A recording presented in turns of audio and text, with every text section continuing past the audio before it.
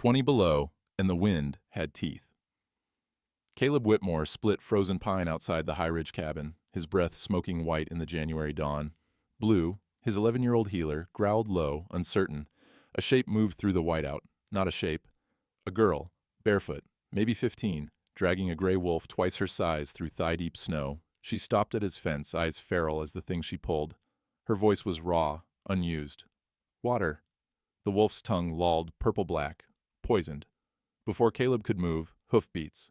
Vernon Garrick burst from the storm, Deputy Hess behind him, waving a folded paper like a weapon. Whitmore, legal notice, 90 days to vacate. You're on railroad land, always have been. Vernon's smile cut sharper than the cold. He saw the girl, and his eyes narrowed with something worse than greed. Hunger.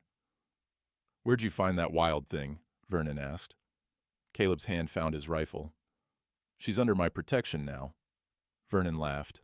"So's this land, old man, according to the law." He hammered the eviction notice into Caleb's door, 3 strikes, like nails in a coffin, and rode off.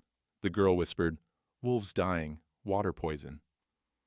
Caleb looked at her shoulder blade, visible through torn buckskin, a crude tattoo. M inside a wagon wheel. Human-made, deliberate. "Who are you?" The cabin's heat hit like a fist. Caleb peeled frozen buckskin off the girl's limbs, careful, methodical the way his cavalry sergeant had drilled into him 40 years back. Frostbite protocol, don't warm skin too fast or you'll lose fingers. Her dress cracked like thin ice as he worked it free. Underneath, rough linen, hand-sewn, stitches uneven. Wolf-taught or self-taught, he couldn't tell.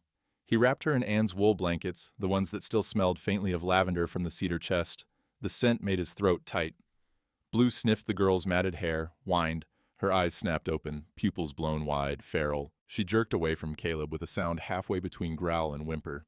"Easy." Caleb raised his hands. "Just warming you up, you're safe." Her gaze darted. Door, window, Blue, Caleb. Door again. Trapped animal calculating escape routes. Then she saw Blue fully. The graying muzzle, the patient brown eyes, her face shifted. She made a sound. 3 short whistles, 1 long. Blue's ears shot forward. He took 2 careful steps closer, tail low, but wagging. The girl extended 1 trembling hand. Blue licked her knuckles. Something in her spine unlocked. She exhaled, long, shuddering, and collapsed back against the blankets. "That's a wolf call," Caleb said quietly. "How'd you know Blue would answer?" The girl pointed at Blue, then at herself, tapped her chest twice. Same. Pack. Caleb's chest tightened. "You've been alone a long time, haven't you?" No answer, just those wild eyes watching him like he might turn dangerous any second. He moved slowly to the fireplace, hung a pot of water to boil. The smell of wood smoke filled the cabin, pine and ash, the smell of winter survival. "Got a name?" he asked. Silence. "All right, I'm Caleb. This here's Blue. And you're—" He studied her. Young, starved thin, tougher than rawhide. "You're safe now. That's what matters." She curled onto her side, one hand tangled in Blue's scruff, and stared into the fire like it held answers she'd forgotten how to ask for. Outside, wind screamed through the chinking gaps, a sound like wolves howling, or maybe that was real wolves, up on the ridge. Caleb touched the eviction notice in his pocket. 90 days. Caleb stood on the porch at first light, the eviction notice trembling in his hands. Not from cold, from rage so deep it felt like sickness. 90 days. April 15th. The date Anne died. 4 years ago, but the wound still bled. Vernon's cruelty had timing. "Railroad land," Caleb muttered. "That's a damn lie. I filed proper in 73. 14 years I've—" A sound cut him off. The girl, crouched over the wolf carcass in the snow, prying its jaws open with bare hands. She sniffed the blackened tongue, grimaced, spat, looked up at Caleb. "Poison," she said. The word came out thick, unused. Not bear, not cat, man poison. Caleb descended the steps slowly. His knees protested. 63 years, and every one of them lived in those joints. "Strychnine?" She tilted her head, didn't know the word, but she gestured, eating, convulsing, dying, nodded. "Someone's baiting wolves." Caleb's jaw clenched. "Vernon's boys, probably. They want your pack gone." The girl was already drawing in the snow. Crude lines, the cabin, square, the creek, wavy, 3 X marks downstream, each maybe a quarter mile apart. She tapped the first X. Poison. Second X. poison. Third, poison. You're saying there's bait set all down the creek? She nodded, pointed at the cabin, swept her arm wide. Wolves come here for water when the creek's frozen upstream. If poison spread, they'd have nowhere safe to drink. Caleb understood. Vernon wasn't just evicting him, he was scorching the earth. Kill the wolves, terrify the girl, isolate the old man, break him completely in 90 days. How many wolves in your pack? Caleb asked. The girl held up both hands. 10 fingers, closed one fist, opened it, showed 3 fingers. 13. 13 wolves drinking poisoned water. Caleb looked at the eviction notice, then at her crude map. The smell of cold metal, the fence post Vernon's deputy had struck, still hung in the frozen air. We've got till April to prove this land's mine. But you've got till tomorrow to save your family.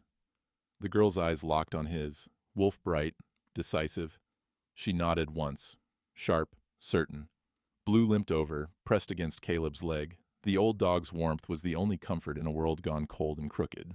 The land office smelled of ink, leather, and Vernon Garrick's bay rum cologne, thick enough to gag on. Caleb slammed his homestead patent on the oak desk. The paper was yellowed but intact, the territorial seal still legible. 14 years I've worked that land, built that cabin with my own hands, buried my wife there. His voice was stone. You've got no right. Vernon didn't even look at the document. He opened a drawer, pulled out a rolled map, unfurled it with theatrical slowness across the desk. Pacific Railroad Survey, 1885, Congressional Land Grant, authorized under the Thurman Act. His finger traced a red line bisecting Caleb's property. Your cabin sits on railroad easement, always has. Caleb stared at the map. The boundaries were wrong, shifted 200 yards east of where his fence line ran. That survey's a fraud. I was there in 85. No surveyor ever walked my land. Harold Munson walked it. Vernon tapped a signature at the map's bottom. Licensed territorial surveyor, his word against yours, old man. And he's got paper. So do I. Caleb shoved the homestead patent forward. Vernon finally glanced at it, smiled. Territorial filing. Cute. But federal land grants supersede territorial claims. That's law, Whitmore. The kind that doesn't care about your feelings. He re-rolled the map with slow, deliberate movements. The sound of paper sliding against paper filled the silence like a snake moving through grass. 90 days. Then the railroad takes possession. You can file an appeal in Cheyenne, but... He shrugged. That costs money, lawyers, time you don't have. Caleb's fists clenched. Why? You've got half the county already. Why my dirt? Vernon leaned back. His chair creaked. Expensive wood, well-oiled. Railroad's building a spur to the new silver mines. Needs a water station. Your spring's the only reliable source for 20 miles. His eyes glittered. Nothing personal, just business. Everything's personal when it's the last thing a man's got. Deputy Hess stepped forward, hand on his pistol grip. Mr. Garrick's been patient, Whitmore. Don't test it. Caleb looked between them. Vernon's smug certainty, Hess's bought loyalty, and felt the trap close. Even if he was right, he'd drown in legal fees before he ever saw a judge. The smell of Vernon's cologne was overpowering now. Caleb's head swam with it. 90 days, Caleb said quietly, turned to leave. Oh, and Whitmore? Vernon's voice stopped him at the door. That feral girl you're harboring? Might want to bring her into town. Territorial Orphanage has questions about unclaimed minors. Caleb didn't trust himself to answer. He walked out into January cold that felt warmer than Vernon's office. Toby's anvil rang 3 times, steady, rhythmic, a heartbeat in iron. Caleb stood at the yard's edge, watching his old friend shape a horseshoe with the same patience he'd shown at Powder River, binding wounds while Sioux bullets screamed overhead. He's stealing it, Toby! Caleb's voice was raw. 14 years, and Vernon stealing it with paper and lies. Toby plunged the shoe into the water trough. Steam hissed, smelling of scorched metal and coal smoke. Railroad survey? Claims my cabin's on their easement. Federal grant beats my territorial deed. Caleb spat into the dirt. Harold Munson's signature on the map. You know him? Toby's face darkened. He set the shoe aside, lowered his voice. Know of him. Vernon's brother-in-law. Married Vernon's wife's sister 2 years back? The world tilted. Vernon's got kin signing fraudulent surveys? More than that. Toby wiped his hands on his leather apron. The smell of sweat and hot iron clung to him. I was in the Dusty Bell last week. Heard Vernon talking to a railroad man from Cheyenne. Said something about water rights secured, spur contracts signed. Then he laughed, said, And if the old fool fights it, the kickback alone will buy me a house in Denver. Caleb's vision blurred red. He's getting paid. For my land. For your spring, Toby corrected. Railroad needs water for the locomotives. Vernon brokers the deal, gets a cut. He struck the anvil once, a single sharp note. Clean, legal theft. Caleb leaned against the fence. The weight of it crushed his lungs. Vernon wasn't just greedy, he was systematic. The eviction, the survey, the timeline, engineered for maximum profit. There's something else. Toby's voice went quieter. That girl, the wild one you found. Vernon mentioned her to Hess. I overheard. What did he say? Said if she's who he thinks, Martha Crane's daughter, there's inheritance money. Denver family's been searching 14 years. Whoever rescues her gets a finder's fee. Maybe more. Toby gripped Caleb's shoulder. The touch was warm, solid, the only real thing in a world gone to fraud and greed.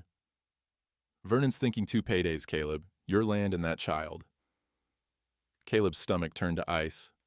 He can't. She's not property. Neither's your land, but that ain't stopping him. Toby's eyes were grim in the forge light. You need a lawyer, someone who knows federal land law, and you need proof that survey's a lie. I've got 90 days and $40 to my name.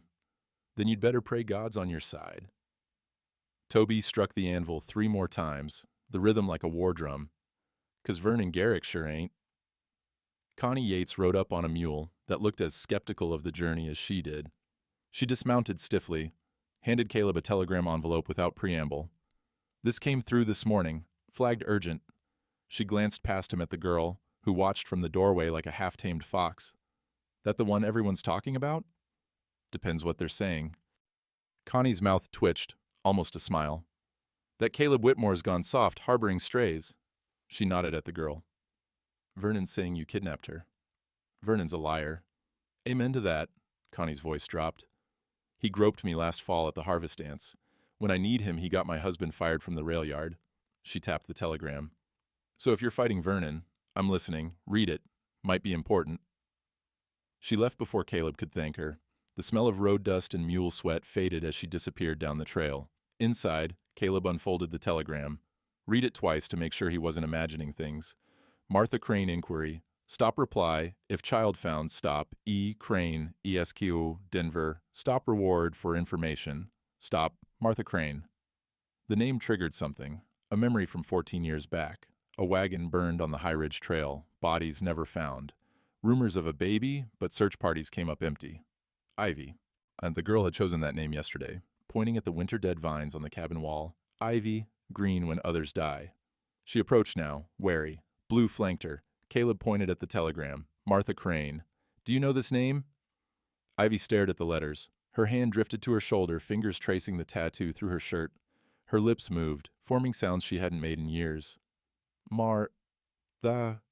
Caleb's breath caught. You remember her? Ivy's face twisted. Confusion, pain, something trying to surface through 14 years of wolf-taught survival. Fire, she whispered. Smoke. Scream. Her hand pressed harder against the tattoo. Mother? The word broke something in Caleb's chest. Your mother's name was Martha? Ivy nodded, but her eyes were distant, lost in a memory that was more feeling than image. Fire took her. Wolves, she struggled. Wolves found me. Caleb showed her the telegram again. The paper crinkled in his hands, thin, fragile, but weighted with possibility. Someone's looking for you, a lawyer, in Denver. He paused. E. Crane, could be family.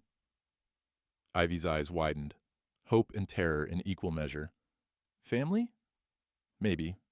She backed away, shaking her head. Pack is family. Wolves, Blue, Caleb. Her voice firmed. This family. I know, child. But if there's blood kin out there, kin who've been searching for you, they deserve to know you're alive. Ivy's jaw set in a way that reminded Caleb of Anne when she'd made up her mind. Send paper word, but I stay, with Pack. Caleb nodded slowly. All right, I'll wire back. See what this E. Crane has to say. He didn't tell her the other part, the part where a Denver lawyer might be his only shot at proving Vernon's survey was fraudulent. Sometimes hope had to be guarded like coals in winter, fed slowly, or it'd burn out before it caught. The creek was frozen solid, except where the spring fed it, a 10-foot stretch of open water steaming in the sub-zero air. Ivy moved along the bank on all fours, nose close to the snow, reading scent trails Caleb couldn't begin to see. Blue followed her, mimicking her movements. It would have been comical if it weren't so deadly serious. There, Ivy pointed at a snow-covered rock. Under. Caleb brushed snow away. His fingers went numb instantly, the cold biting through his gloves. Underneath, a chunk of raw meat, grayish-purple, studded with white powder, strychnine, enough to kill a full-grown wolf in minutes. He wrapped it carefully in cloth, added it to the sack already holding two others. The smell of death clung to the fabric, faint but unmistakable. How'd you smell it under 6 inches of snow? Ivy tapped her nose. Wolves teach, bitter smell, death smell. She sniffed the air, moved 15 feet downstream. The sound of her breath, controlled, focused, was the only noise besides the creek's murmur. More here. This time she didn't wait for Caleb. She dug through snow with bare hands, exposed another bait, but when she bent to sniff it, she jerked back, face twisting. What's wrong? This one different. She sniffed again, more carefully. Smell like Vernon. Caleb froze. You know what Vernon smells like? Ivy nodded. When he came, day of paper nail and door, he touched fence. Fence still smell, same. She pointed at the bait. Hand smell, same. Caleb understood. Vernon's cologne, that overpowering bay rum. She'd scent marked him the way a wolf would mark territory. And now his scent was on this bait, meaning he'd touched it, placed it himself. He did this himself, Caleb said slowly. Didn't trust his boys with it. Why? Because if someone finds these baits, he wants deniability. Hired hands can be blamed. But this one, Caleb wrapped it separately, marked the cloth with a charcoal X. This one proves he personally tried to kill your pack. Ivy's eyes hardened. She bared her teeth. Not quite human, not quite wolf. Vernon is enemy? Yes. Pack protects. Pack fights enemy. Not yet, Caleb said quietly. Right now we gather proof, evidence, things the law can't ignore. Ivy didn't look convinced, but she nodded. Turned downstream. More baits, find all, save pack. They worked until dusk, pulling 13 poison baits from a 2-mile stretch of creek. The cold seeped through Caleb's coat, his boots, into his bones. 13, the exact number of wolves in Ivy's pack. Vernon had done the math. He'd planned to exterminate them completely. As they walked back, Caleb carried the sack of evidence in a cold certainty. Vernon Garrick wasn't just greedy. He was thorough, and thorough men didn't leave witnesses.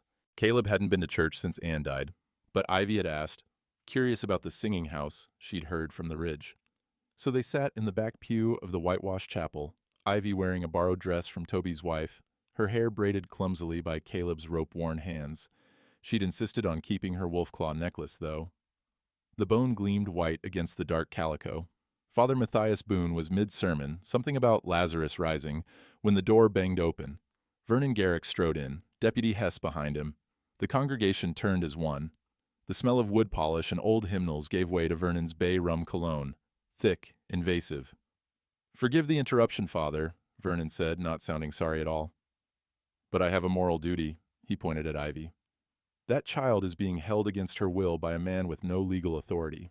She belongs in the territorial orphanage where trained women can civilize her. Murmurs rippled through the pews like wind through winter wheat. Caleb stood slowly. His knees protested, cracking loud enough for the front row to hear. She's not being held. She's being protected. From what? Soap and schooling? Vernon's voice dripped false concern. Look at her, half wild, dressed in rags until good Christians took pity. You found her in the woods, Whitmore. That doesn't make you her father. Ivy's hand found Caleb's, gripped tight. Her palm was calloused, rough as tree bark. Father Boone raised a hand for silence. Mr. Garrick, this is God's house. We don't conduct legal disputes during worship. This isn't legal, Father. It's moral. Vernon addressed the congregation now, a preacher in his own right. We all know Caleb Whitmore's grief has compromised his judgment. First, he abandons his ranch, hides in the hills.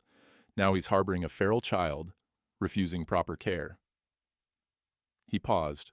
letting the words sink in like poison into snow. Is that the Christian thing to do? A few heads nodded. Mrs. Pemberton in the third row, old Samuel Cross near the stove. Others looked uncomfortable, studying their shoes. Perhaps, Father Boone said carefully, we should ask the child herself. He turned to Ivy. Child, what's your name? Ivy. Her voice was quiet, but clear as creek water over stone. Ivy, has Mr. Whitmore harmed you in any way? Silence. The church held its breath. Someone's stomach growled, loud in the stillness.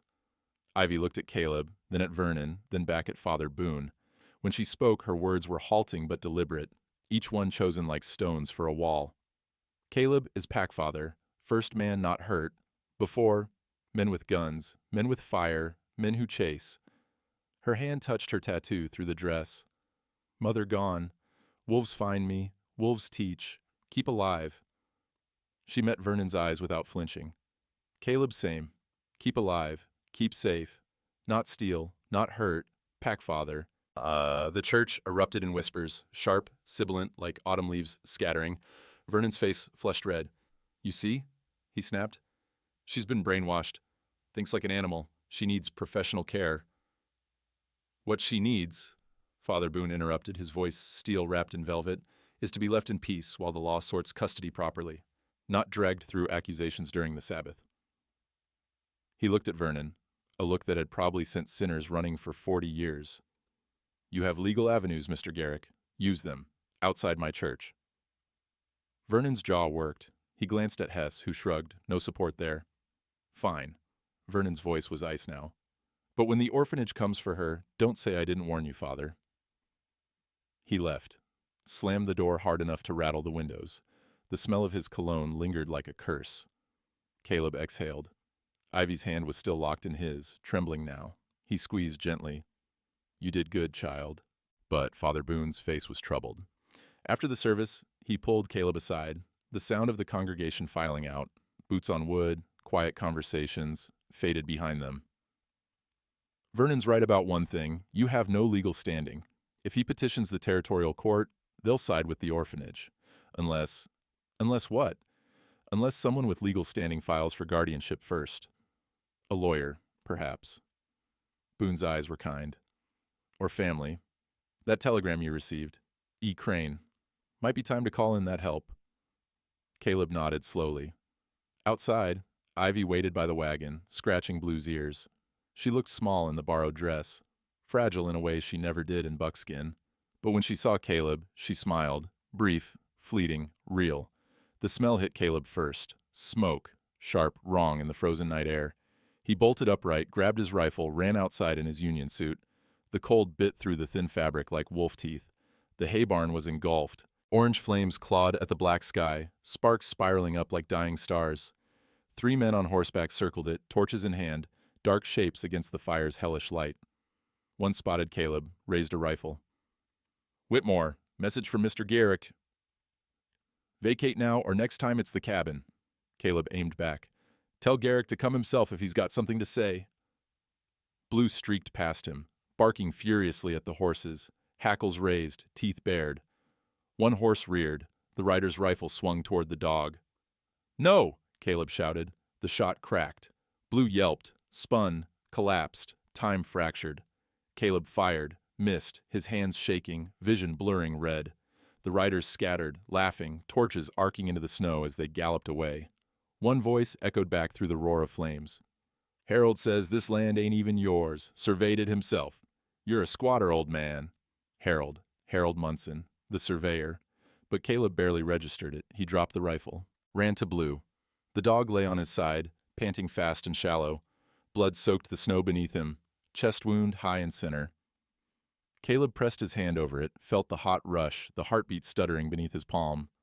No, no, no, Blue. Stay with me. Ivy appeared, barefoot in her shift, eyes wide as moons. She knelt, touched Blue's head with both hands, made a low, keening sound. Half wolf, half human grief. Blue's eyes found Caleb's. His tail thumped once, twice, stopped. Caleb felt the life leave him, that specific stillness that wasn't sleep, wasn't rest, but absence. He'd felt it before, holding Anne as the bleeding wouldn't stop, as the midwife's face went grave and sorry. Holding soldiers at Powder River, boys barely old enough to shave, choking on their own blood in the Dakota dust. But this. Blue had been the last thread connecting him to the life before grief. And now, Ivy's keening rose. From the ridge, wolves answered, howling, mourning with her. Caleb closed Blue's eyes, lifted him, still warm, and carried him toward the cabin. Behind them, the barn collapsed in a shower of sparks. The sound was like bones breaking. He laid Blue on the porch, covered him with a blanket. Ivy curled beside the body, one hand on his fur, crying without sound. Her tears froze on her cheeks, tiny diamonds of grief. Caleb stood there, staring at the burning barn, and something in him calcified. Vernon had taken his land, his livelihood, his reputation. Now he'd taken the one thing Caleb had left that knew him before the grief. Harold says this land ain't even yours, surveyed it himself. Harold Munson, Vernon's brother-in-law. The fraud wasn't just opportunistic, it was family business. Caleb turned to Ivy. Pack protects pack, you said that. She nodded, tears streaking her face, reflecting firelight. Then it's time we stop protecting and start fighting back. Ivy's eyes met his. Grief and fury mirrored in wolf-bright pupils. From inside the cabin came a sound, 3 sharp knocks. Caleb tensed, rifle in hand, but it was Father Boone, breathless from riding hard. His horse stood heaving in the yard, flanks steaming. I saw the fire from town. Boone panted, then stopped. Saw Blue's body, his face crumpled. Caleb, I'm so sorry. Harold Munson, Caleb interrupted. His voice was flat, dead. The surveyor who signed Vernon's railroad map. Vernon called him Harold at the land office. Tonight his men said Harold surveyed it himself. That's not just a hired surveyor. His jaw clenched.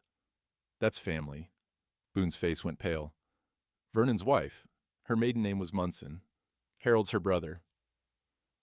The world clicked into focus. Sharp, clear, murderous. Caleb looked at Blue's body, the burning barn, Ivy's tear-streaked face. 90 days, you said. I've got 73 left. He met Boone's eyes. And now I know exactly what I'm fighting. Dawn broke cold and pink over High Ridge. Caleb dug the grave beside Anne's, frozen ground fighting him every inch. His shoulders screamed. His back felt like someone had driven nails through the vertebrae. 63 years, and every one of them was in that shovel. Ivy helped, using a sharpened stick, her hands raw and bleeding but never slowing. The sound of metal on stone, wood scraping ice, their breathing, that was all. No words. When the hole was deep enough, Caleb lined it with pine boughs. The smell was clean, sharp, life holding death gently. He laid Blue in. The dog's body was stiff now, frozen in the shape of running, always loyal. Caleb wrapped him in the wool blanket, the same one that had warmed Ivy that first night. Full circle, he murmured. Ivy placed something beside Blue, a twist of her own hair, braided with Blue's fur. Wolf ritual and human ritual mixed. Pack remembers, she whispered. They filled the grave in silence. When it was done, Caleb went inside, returned with the cavalry saber that had hung above his door for 14 years, the one Anne had asked about once. Why keep a weapon you'll never use? He'd never answered. Didn't know how to say, because it's for the last stand, the one I hope never comes. He drove the saber into the earth at the grave's head, blade down, hilt up like a cross. Using his skinning knife, he carved into the wooden grip. True heart, true guard. Ivy traced the letters, sounding them out slowly. True, guard, Blue guard, Caleb.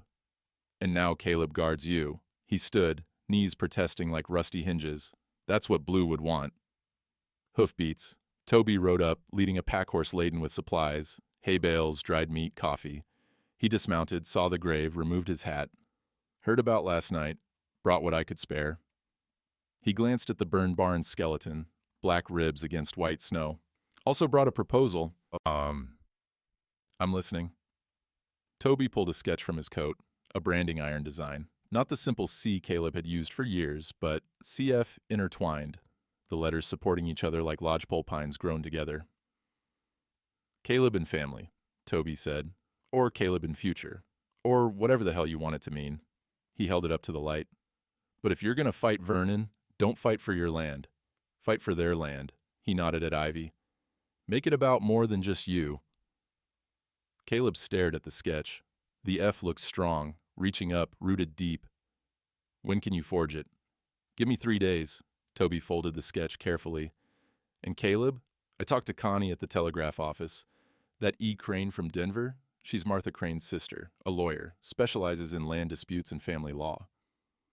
Toby's eyes were serious. She's been searching for her niece 14 years. Ivy's head snapped up. Aunt? Maybe, Caleb said carefully. But even if she is, you don't have to— If she helps fight Vernon, Ivy interrupted, her voice firm as iron. She is Pack. Pack helps Pack. Toby grinned. Kid's got sense. I'll wire Esther Crane. Tell her to get up here before Vernon steals everything that ain't nailed down. After Toby left, the smell of horse and forge smoke fading with him, Caleb stood at Blue's grave, Ivy beside him. The saber gleamed in the weak sunlight, a weapon transformed into a memorial. Vernon thinks burning the barn broke me, Caleb said quietly, but all he did was remind me what's worth protecting. He looked at Ivy. You ready to fight back? Ivy touched the saber hilt. Her fingers traced the carved words. Pack fights, I fight. Good, because when Esther Crane gets here, we're going to need every tooth and claw we've got. Inside the cabin, Caleb spread his homestead patent on the table beside Vernon's railroad survey map. The boundary discrepancies were obvious. 200 yards difference, shifting the line directly through Caleb's spring. The fireplace crackled. Ivy sat cross-legged near it, watching, learning. Here's what we know, Caleb said, thinking aloud. Vernon's map claims Harold Munson surveyed this land in August 1885, but Harold's Vernon's brother-in-law, which means the survey's compromised. He tapped the poison baits, now stored in a crate by the door. The bitter smell still clung to them faintly. And these prove Vernon personally tried to eliminate your pack. Witnesses who'd complicate his claim. Ivy studied the maps, head tilted like a wolf reading wind. How we prove Harold lie? That's the problem. Survey records are in Cheyenne. I can't afford to travel, let alone hire a lawyer to pull files. Caleb rubbed his face. His hands smelled like dirt and pine sap from the burial. We need Esther Crane. If she's a real lawyer, she'll have access. What else? Caleb considered. Witnesses. People who saw me working this land before 1885. Father Boone, maybe. Toby. But Vernon'll claim they're biased. He paused, staring at the map. The strongest evidence would be proving Harold never actually walked this survey, that he signed maps from an office in town. Ivy's eyes lit up. Wolves remember man scent. What? If Harold walked land in 1885, 4 summers ago, scent fade, but— She gestured at the forest through the window. Trees he touch, rocks he move, ground he step. Wolves track old trails, very old. She pointed at the map's survey line. Harold's paper trails say he walk here. She traced the false boundary. I find his real trail. If different, he lie. Caleb stared at her. You're saying you can track a 4-year-old human trail through wilderness and prove it doesn't match the map? Ivy nodded, utterly confident, no doubt in those wolf-bright eyes. Wolves teach. Old scent like ghost scent, faint. But Pack finds, I am Pack. It was insane, impossible. And yet, she'd found 13 poison baits buried under snow by scent alone. She'd identified Vernon's cologne on a single bait. If anyone could track a ghost, it was this girl. If you can prove Harold's real route doesn't match his map— Caleb felt hope kindle. Small, fragile, but real. That's fraud. Physical, undeniable fraud. I find, Ivy promised. But need time, and need Pack help. How long? 3 days, maybe 4. She looked at him seriously. But Vernon's men, they come back. Maybe hurt Pack while we search. Caleb thought of Blue, of the burning barn, of Vernon's thorough, systematic cruelty. Then we make sure they can't. I'll set watch, and when Esther Crane gets here, we'll have evidence even a territorial judge can't ignore. Ivy extended her hand, the same gesture she'd made that first night, palm up, offering trust. Caleb took it. Partners? Pack, Ivy corrected, and smiled, rare, fleeting, but real. The woman who rode up to High Ridge Cabin 3 days later looked like she'd been carved from the same granite as the mountains. Esther Crane was 44, gray-streaked hair pinned tight, eyes sharp as December wind. She dismounted, surveyed the burned barn, Blue's grave, then Caleb. Mr. Whitmore, I'm Esther Crane, attorney at law, Denver. Your friend Tobias wired me. Her gaze shifted to Ivy, who watched from the porch like a half-tamed fox. Esther's professional mask cracked. My God. She has Martha's eyes. Ivy tensed, ready to bolt, muscles coiled tight. Easy, Caleb murmured. She's here to help. Esther approached slowly, hands visible, empty. Child, my name is Esther. I was your mother's sister, if you're who I think you are. She pulled a small object from her coat, a silver locket, tarnished with age. The metal caught the weak February light. Ivy's breath caught. Esther opened it. Inside, a braid of dark hair, preserved in a perfect curl. The smell of old leather and time rose from it, faint, ghostly. This was your mother's. Martha wore it every day. When her wagon burned, we never found it. But if you're Elizabeth Crane, her daughter, you might remember it. Ivy descended the steps like a sleepwalker, reached out, touched the locket. Her fingers trembled. Mother sang. Locket made music? Esther's eyes filled. Yes, it was a music box locket. Played a lullaby. She demonstrated the tiny mechanism, warped now, silent, but the gears still visible through the tarnish. Ivy's face crumpled. She made a sound, a sob, raw and broken, and collapsed to her knees in the snow. Mother. Fire. Gone. Esther knelt beside her, professional distance dissolving. Yes, sweetheart. Fire took her, but you survived. Somehow you survived. She looked at Caleb. How long have you had her? 3 weeks. Found her in a blizzard, dragging a poisoned wolf. Esther's lawyer brain engaged, sharp, calculating. Poisoned by whom? Vernon Garrick, to eliminate witnesses, her wolf pack, before he steals my land. Esther stood, all business now. Show me your deed. Inside, the smell of coffee boiling, pine smoke, wool drying by the fire, Caleb spread the homestead patent. Esther examined it with a jeweler's focus. Seal, signatures, filing date. She nodded slowly. This is valid. Territorial filing, 1873, properly witnessed. You've occupied continuously? 14 years? Then adverse possession alone would protect you, even without the patent. She pulled out Vernon's survey map, compared them side by side. Her jaw tightened. But this railroad grant could supersede territorial claims if it's federal. It's a legal gray area, one that would cost $50,000 to litigate in Washington. Caleb's heart sank. I don't have $50, let alone $50,000. Which is why we don't fight it in Washington. We fight it here. Esther tapped the survey map, sharp, decisive. If this survey is fraudulent, if we can prove Harold Munson never actually walked this land, then the railroad grant is void. The land reverts to your homestead claim. She looked at him. Can you prove fraud? Caleb glanced at Ivy, who was clutching the locket like a lifeline. Maybe. Ivy can track Harold's real survey route using wolf senses. If it doesn't match his map, that's circumstantial, Esther interrupted. We need hard evidence, documents, witnesses, something a judge can't dismiss. Connie Yates, telegraph manager, said she has records. Vernon's surveyor never left town during the survey week. Esther's eyes gleamed like struck flint. Now that's evidence. If Harold claimed to survey land he never visited, that's fraud, criminal fraud.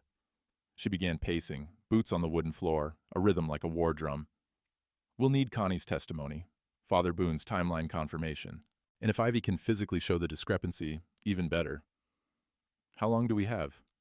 Esther checked a small calendar from her pocket. Your eviction is April 15th. That's 68 days. I can file for an emergency hearing in Thornfield, Territorial Circuit Court. Judge Halloran presides. He's honest, but by the book. She looked at Caleb seriously. We'll need ironclad proof. Caleb felt something unfamiliar stirring in his chest. Hope, with teeth. Can you get us that hearing? I'll file tomorrow, Esther looked at Ivy. But first I need to establish guardianship. Vernon's already petitioning to place her in the orphanage. If I'm her legal kin, I can block him. Ivy's head snapped up. I stay with Caleb. You can, Esther said gently. But legally, I need to be your guardian. Just on paper. It protects you from Vernon. Ivy looked at Caleb. He nodded. She's right. It's armor, not a cage. Slowly, Ivy nodded. The telegraph office smelled of oil and electricity, a scent Esther associated with progress, information, power. Connie Yates met her at the back door, glancing nervously over her shoulder. You're the Denver lawyer? Esther Crane, you have records for me? Connie pulled a ledger from beneath the counter. Heavy, leather-bound, the pages yellowed and ink-stained. August 12th through 18th, 1885. That's the week Harold Munson claimed to survey Caleb's land. She pointed at entries, careful, precise notations. Every day, Harold sent wires to his wife, to Vernon, to the railroad office in Cheyenne, all sent from this office, in town. Esther's pulse quickened.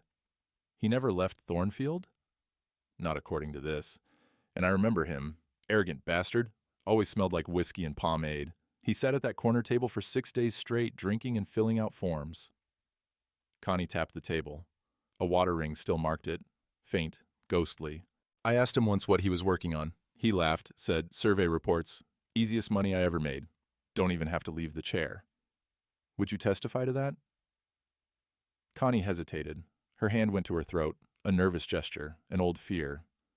Vernon will destroy me. Vernon's going to prison, Esther said flatly. Fraud, conspiracy, attempted murder via poison, but I need witnesses willing to stand up. Connie's jaw set. After what he did to my husband? I'll testify, gladly. Esther copied the relevant ledger entries. Her pen scratched across paper, the sound like mice in walls. As she worked, Connie leaned close. Her breath smelled of peppermint tea. There's something else. Vernon's been asking questions about that girl, Ivy, specifically about her family. What kind of questions? Whether Martha Crane had money, whether there's an inheritance. Connie's voice dropped to a whisper. I heard him tell Deputy Hess yesterday. If that girl's really a Crane, there's a Denver inheritance. We need her in the orphanage before the aunt files. Once she's a ward of the territory, we can claim finder's fees, maybe more. Esther's blood went cold. He's not just after Caleb's land, he's after Ivy's inheritance. How much is there? Esther's mind raced. Martha's husband, Reverend Joshua Crane, had come from old Boston money. When he and Martha died, their estate went into trust for any surviving children. If Ivy was confirmed as Elizabeth Crane, $70,000, Esther said quietly, plus property in Denver. Connie whistled, low, impressed, horrified. Vernon's playing for double stakes. Triple, Esther corrected. Land, railroad kickback, and a child's inheritance. She closed the ledger with a sound like a judge's gavel. Does he know I'm here? He knows. His man, Silas Cord, has been watching the cabin. Vernon knows about the locket, knows you're Martha's sister. Connie's face was grim. He's planning something. I don't know what, but he told Hess. The aunt complicates things. We move faster now. Esther stood. I need to get back to High Ridge, now. As she mounted her horse, Connie called out, One more thing, Ivy, the girl. Vernon's afraid of her. He told Hess, that wild thing can track like a bloodhound. If she finds where Harold really walked, we're done. Connie's eyes were serious. He's planning to remove her before she can testify. Esther found the discrepancy by accident. She was measuring the cabin's foundation, establishing continuous occupation, when she noticed the flood line carved into the interior wall, 1879, high water. She compared it to Caleb's homestead plat map. The creek's course on the 1873 survey ran 30 feet south of where the flood line indicated it now ran. Caleb, she said carefully, did the creek shift in 1879? He looked up from where he was mending harness leather. The smell of saddle soap and old sweat clung to the straps. She saw the answer in his face before he spoke. Spring flood took out the south bank. Creek cut a new channel, deeper, faster, moved about 40 feet north. His voice was flat as winter sky. Changed my property line. And you didn't refile the survey? Silence. The cabin creaked in the wind. Somewhere Ivy was outside with the wolves, her voice rising and falling in sounds that weren't quite human, weren't quite wolf. Caleb, did you update your homestead claim after the creek moved? No. The word came out like a confession in church. I meant to. Ann kept telling me to ride to Cheyenne, file an amended plat, but it was planting season, then haying, then winter, and he exhaled. I kept thinking, next year, I'll do it next year, and then Ann got sick, and after she died, He set down the harness. His hands were shaking. I stopped caring about paper. Esther sat down heavily. The chair groaned under her. Vernon's going to use this. He'll argue you abandoned legal claim to the new creek boundary, which means his railroad survey, even if fraudulent, found unclaimed land. Caleb's hands clenched into fists. So I lose, because I was too grief-struck to file paperwork. Not necessarily. Esther tapped her pencil against the table. A nervous rhythm, thinking, calculating. Adverse possession law doesn't require perfect paperwork. It requires continuous open occupation. You've lived here 14 years, improved the land, paid taxes, behaved as the owner. That counts. But Vernon has a federal grant based on a survey we can prove is fake. Esther leaned forward. Here's the strategy. We don't hide your mistake. We admit it. You testify honestly. I should have refiled. I didn't, but that doesn't make Vernon's fraud legal. She met his eyes. Judges respect honesty, especially when the opposition is lying through their teeth. Ivy appeared in the doorway, snowmelt dripping from her hair, cheeks flushed from running. Caleb did not lie. Vernon lie. Judge see difference. From your mouth to God's ears, Esther murmured. She looked at Caleb. I'm filing for the hearing tomorrow. It'll be in 3 weeks. April 10th. That gives us time to gather evidence, prepare testimony. Her voice went serious. But Caleb, you need to be ready for Vernon to crucify you over this creek thing. Let him. Caleb's voice was stone now. I'll tell the truth. That's more than he's ever done. Esther nodded. Then we fight this the old way, with facts, witnesses, and the hope that justice still means something in Wyoming territory. Toby's forge roared like a living thing, orange heart of fire in the gray March afternoon. He'd already heated the iron to white hot. The CF design glowed like a captured star. The smell of coal smoke and scorched metal filled the yard. Sparks spiraled up, dying before they reached the clouds. Ready? Toby asked. Caleb, Esther, and Ivy stood around the anvil. Toby had explained the ritual. Each person would strike 3 times, 9 strikes total to shape the brand. Old cavalry tradition, he'd said. Forging a unit marker. Means you're bound, no matter what comes. Toby positioned the iron. Caleb, first 3. Caleb took the hammer. Heavy, familiar, the handle worn smooth by decades of use. He struck. Once for Anne, buried on this land. The anvil rang, pure, clean, true. Twice for Blue, who'd died defending it. The iron bent, shaped. 3 times for the life he'd thought was over, but maybe wasn't. The metal sang under his hands. Ivy, you're 3. Ivy gripped the hammer with both hands. Her strikes were unpracticed but fierce, each one landing with wolf-sure instinct. Once for her mother, lost to fire. Twice for the wolves, her first family. 3 times for this new pack, human and strange but hers. The F began to emerge, curving like a lodgepole pine, reaching for light. Esther, finish it. Esther's strikes were precise, measured, a lawyer's exactness applied to iron. Once for Martha, her sister, 14 years mourned. Twice for justice, which she'd spent her career chasing. 3 times for this girl, this man, this fight worth having. The brand was complete. Toby plunged it into the water trough.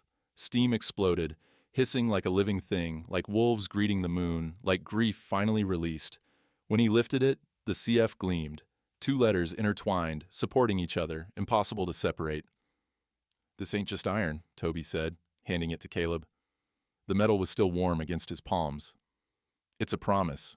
When you show this to the judge, you're showing him family. Not blood, but choice. That's stronger than any deed Vernon can forge. Caleb turned the brand over in his hands. Solid, real, permanent. We'll need to use it, he said. Brand something. Make it official. Ivy pointed at the fence post by the cabin door. There, where Vernon nail paper. We burn over his lie.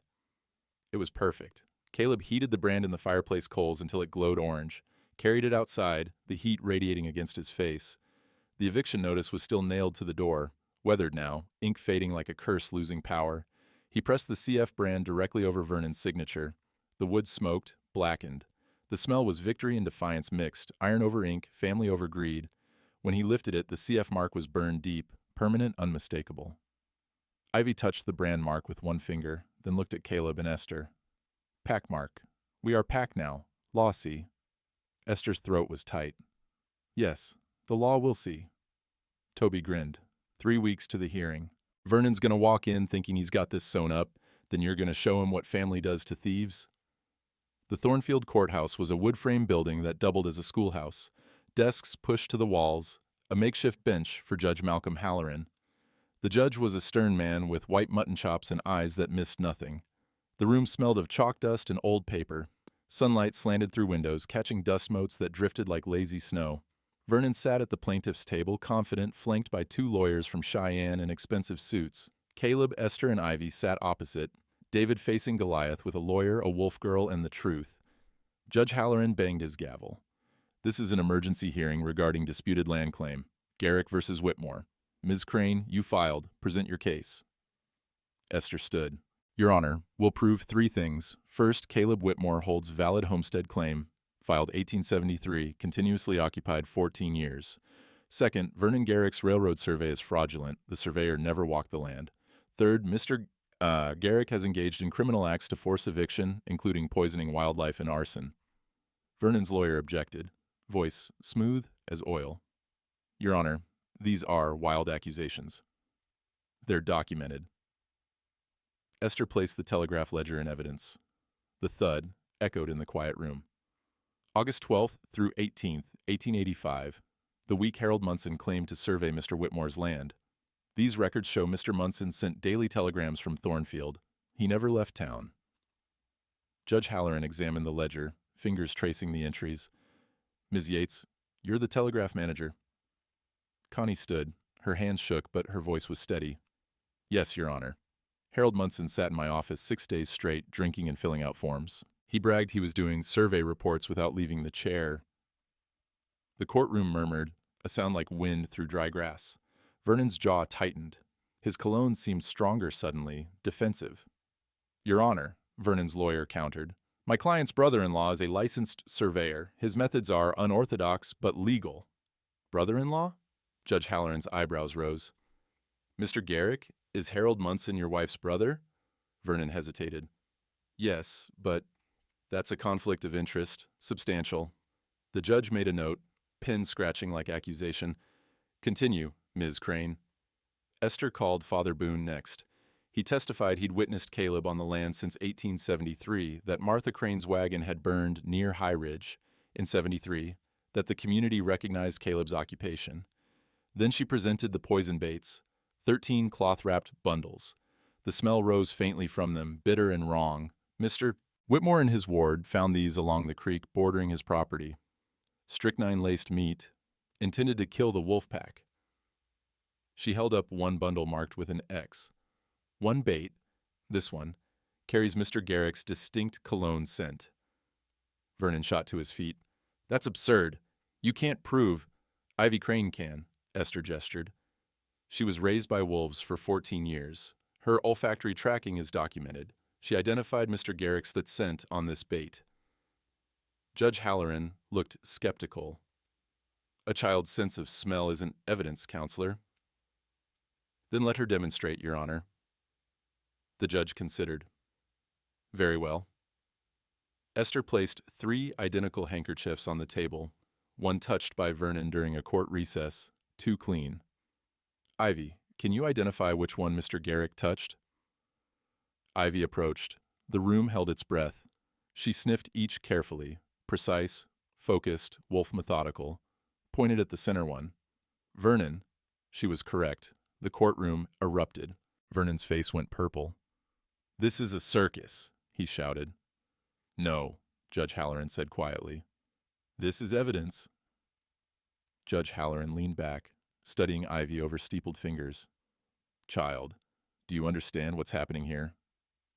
Ivy nodded. Vernon lie. Try steal Caleb's home.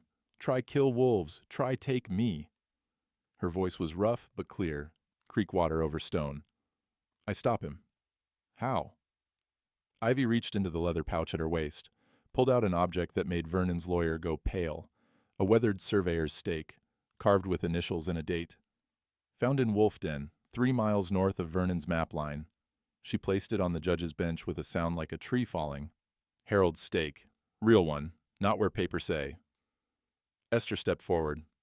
Your Honor, Ivy tracked Harold Munson's actual survey route using scent trail methods learned from wolves. This stake, with Harold's initials HM and the date 8/14/85, was found inside a wolf den 3 miles north of where his map claims the boundary runs. She paused. Which means he fabricated the boundary to include Mr. Whitmore's spring, Judge Halloran finished. He examined the stake, the carved initials, the date matching the telegraph records. How do we know this is authentic? Teeth marks, Ivy said, pointing. Wolves drag, play, move to den, I find because Pack remembers strange wood thing 4 winters ago. She looked at Vernon. No fear, just clarity. Harold walk north, find nothing, mark stake, leave. Wolves find stake, bring to den, Harold go back to town, draw a different line on paper, line that steal water. The judge turned to Vernon. Mr. Garrick, can you explain this discrepancy? Vernon's lawyer whispered urgently in his ear. Vernon stood, face red. Your Honor, this is a child raised by animals. Her testimony is unreliable. She doesn't understand. She understands tracking, Judge Halloran interrupted. And this stake is physical evidence. Your brother-in-law's initials, the date matches, the location contradicts your map. He set the stake down with finality. Unless you can produce Harold Munson to refute this, I'm inclined to believe the wolf girl over your railroad. Vernon's lawyer slumped. Esther pressed the advantage. Your Honor, there's one more piece of evidence. She nodded to Caleb. Caleb stood, holding the CF branding iron. The metal gleamed in the slanted sunlight. Sir, I know I made mistakes. Should have refiled after the creek flooded in '79. Should have kept better records. His voice was steady. No shame, just truth. But I never lied. I lived on that land, bled into it, buried my wife there. And when this girl needed help, when wolves needed defending, I stood up, because that's what you do when you have a home. He placed the brand on the table. The sound was like a promise kept. We forged this together, Caleb and family, not just me anymore. Them too. He gestured at Ivy and Esther. Vernon's got paper. I've got people. I'm asking you which one matters more. The courtroom was silent. Judge Halloran picked up the branding iron, turned it over, looked at Ivy, then at Caleb. Miss Ivy, I have one question for you. Everything depends on your answer. Do you understand? Ivy nodded, solemn. If I rule for Mr. Whitmore, you'll stay with him. You'll be raised on that land, in that cabin. It's isolated, hard. You'll have school, but it's not civilized. He paused. But if I rule for Mr. Garrick, you'll go to the territorial orphanage in Cheyenne. Clean beds, education, proper young ladies to teach you manners. His voice was kind, but firm. Which life do you want? Ivy didn't hesitate. She pointed at Caleb. Pack father, then at Esther. Pack aunt. She touched the CF brand. This family, this home, wolves teach. Pack choose who belong. I choose. She met the judge's eyes. Wolf bright, human, certain. Caleb save wolves. Wolves save me. I save Caleb. That is pack. That is home. Paper not make home. People make home. 47 words, everyone a nail in Vernon's coffin. Judge Halloran was quiet for a long moment. Then he banged his gavel. This court finds as follows. First, Caleb Whitmore's homestead claim of 1873 is valid and has been maintained through continuous occupation. His failure to refile after the 1879 flood is noted, but does not invalidate adverse possession rights. Vernon started to rise. The judge's glare sat him back down. Second, the 1885 railroad survey conducted by Harold Munson is fraudulent. Mr. Munson did not physically walk the claimed boundary as evidenced by telegraph records and the stake found 3 miles off course. The survey is void. Esther squeezed Caleb's hand. Third, the evidence of poison baits combined with the arson of Mr. Whitmore's barn constitutes criminal activity. Deputy Hess, you will place Vernon Garrick under arrest for fraud, conspiracy, and willful destruction of property. Bail is set at $5,000. Vernon shot to his feet. What? This is outrageous. You can't... I can, and I have. Judge Halloran's voice was iron wrapped in velvet. Mr. Garrick, you weaponized the law to steal from a man who'd harmed no one. You fabricated evidence, bribed officials, and tried to murder animals to cover your tracks. In my courtroom, that earns you a cell. Deputy Hess, who'd been conspicuously silent during the trial, approached Vernon with handcuffs. He looked almost relieved. The judge turned to Caleb. Mr. Whitmore, your land is yours, free and clear. Take care of it. And that girl. I will, Your Honor. We will. As Vernon was led out, shouting about appeals, about injustice, Ivy tugged Caleb's sleeve. We win? We won. She smiled, full and bright and utterly human. Then she threw her arms around him, and Esther joined them, and Toby was clapping from the gallery, and Father Boone was wiping his eyes.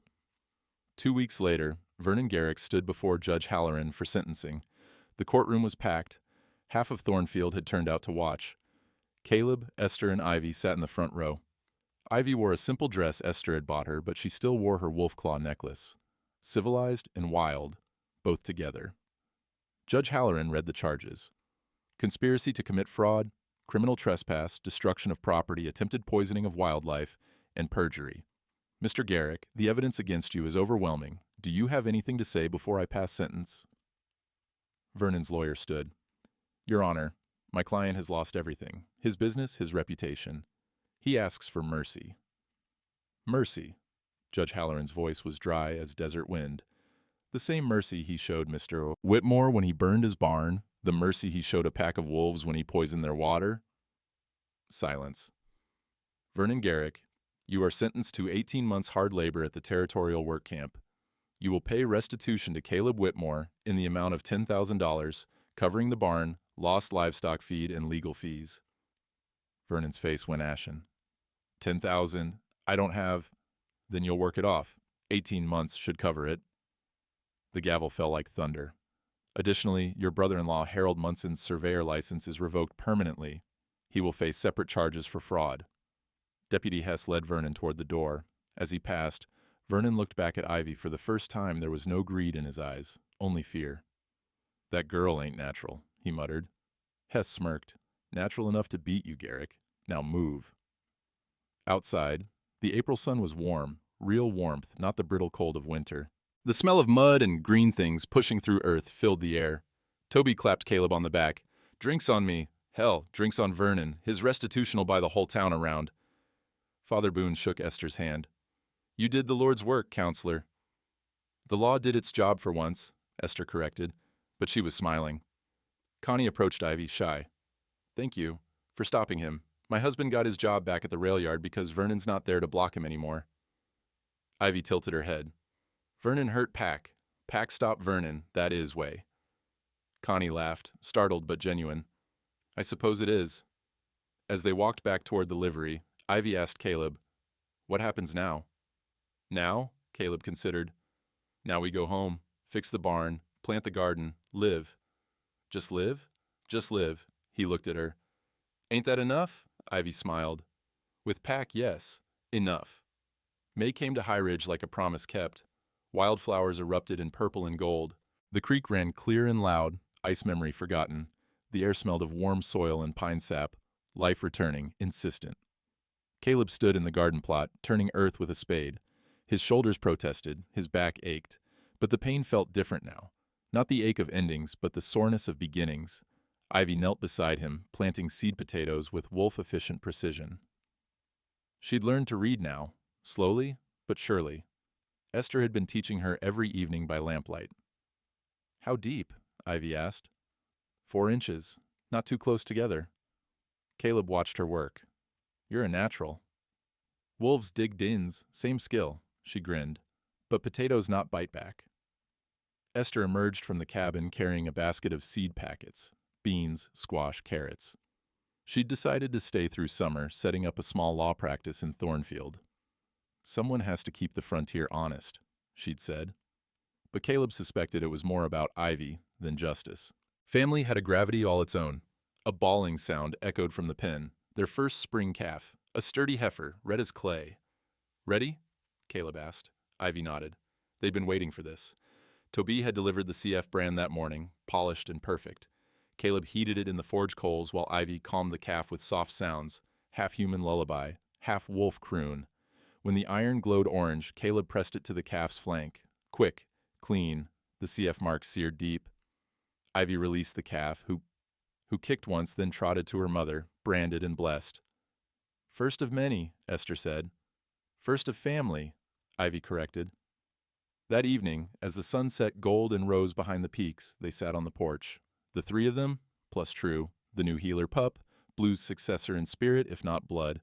A howl drifted down from the ridge, then another, the pack. Ivy stood, cupped her hands, howled back, her voice threading between human and wolf, belonging to both worlds. the pack answered. A chorus of recognition acceptance. Caleb looked at Esther. What are they saying? Esther smiled. You're asking the wrong person. Ivy sat back down between them. They say, pack is whole again. They say, spring is here. They say, she paused, searching for words. They say, family survives winter. Now we grow. Caleb put his arm around her shoulders. Esther took Ivy's hand. On the ridge, the wolves' howls faded into evening bird calls, wild and tame singing the same song. The land was theirs. The family was forged. The winter was over. And for the first time since Anne died, Caleb Whitmore felt something he'd thought was lost forever. Home. Now, I ain't one for happy endings tied up neat as Sunday ribbons. Life don't work that way. Not in the high country, not anywhere that matters. But I'll tell you what I learned that spring, watching a wolf-raised girl plant potatoes and a Denver lawyer learn to milk a goat. Family ain't the people you're born to. It's the people who show up when the barn's burning and your last dollar's gone and the law's got teeth sunk in your throat. It's the ones who strike the anvil with you, who track your enemies by scent, who stand in a courtroom and say, this one's mine, when the whole world's calling you crazy. Vernon Garrick thought land was what you owned on paper, thought family was what you bought with finder's fees and inheritance schemes. He learned different, courtesy of a 63-year-old widower, a wolf girl with her mother's eyes and the kind of justice that don't need a gun to draw blood. By summer, Esther had taken on 6 cases, settlers fighting railroad claims, widows defending homesteads, folks who'd been ground under by men like Vernon. She worked from the cabin's front room, Ivy fetching law books, reading them slow but sure. The wolf pack visited every full moon. Ivy would go out, run with them through the high timber, then come back smelling of pine and wild spaces. She'd sleep on the porch those nights, halfway between worlds, and in the morning she'd eat biscuits and practice her cursive like any other child learning to be human. Caleb rebuilt the barn by September. On the day he nailed the last shingle, he carved something into the center beam where no one but God and the rafters would see it. Anne, Blue, Martha, all who came before CF, all who come after May, they know this land bleeds mercy. Winter came again, as winter does, but this time, when the snow fell and the wind howled and the cabin creaked under 20 below cold, Caleb Whitmore wasn't alone. He had a pack, and pack survives.